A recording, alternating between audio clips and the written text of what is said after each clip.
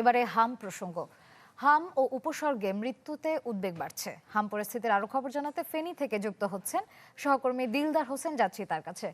দিলদার, ফেনীতে কি পরিস্থিতি হামের? শিশুরা কি পর্যাপ্ত চিকিৎসা সেবা পাচ্ছে কিনা?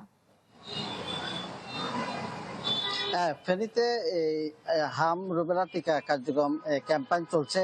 আমি এখন রয়েছি ফেনী সদর উপজেলার স্বাস্থ্য কমপ্লেক্সে। আমার পিছনেই দেখা যাচ্ছে যে এখানে টিকা দেয়া হচ্ছে। মা প্রত্যেকটা শিশুকে তাদের অভিভাবকরা নিয়ে এসে টিকা দিয়ে নিয়ে যাচ্ছেন। আসলে এই হাম ক্যাম্পেইনটা শুরু হওয়ার পরে টিকাদান কর্মসূচি শুরু হওয়ার পর থেকেই টিকা দেওয়ার জন্য লাইন ধরে এই শিশুদেরকে নিয়ে আসতে দেখা যায়।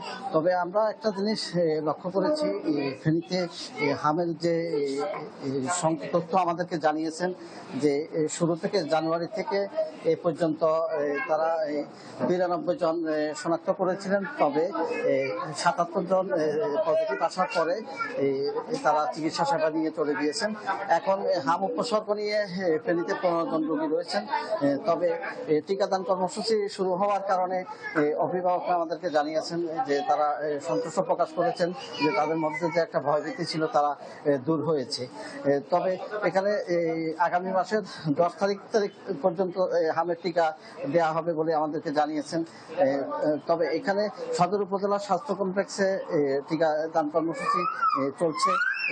পাশাপাশি অন্যান্য যে উপজেলাগুলো রয়েছে ওখানেও টিকাদান কর্মসূচি তারা চালিয়ে যাচ্ছেন। আমাদেরকে জানিয়েছেন যে টিকা দেওয়ার জন্য আমরা দেখছি লাইন ধরে যারা বাচ্চাদেরকে নিয়ে আসছেন। তবে আমাদেরকে সিভিল সার্জন ডাক্তার রুবায়েত বিন করিম জানিয়েছেন যে তাদের যে হাসপাতাল গুলো রয়েছে, হাসপাতাল এবং উপজেলা স্বাস্থ্য কমপ্লেক্সগুলোতে তারা আলাদা কর্নার করেছেন যেন তারা রোগী সেবা দিতে পারেন। এই কারণে তারা আমাদেরকে জানিয়েছেন যে পর্যাপ্ত টিকা রয়েছে। আগামী মাসের 10 তারিখ পর্যন্ত তারা টিকা দিবেন।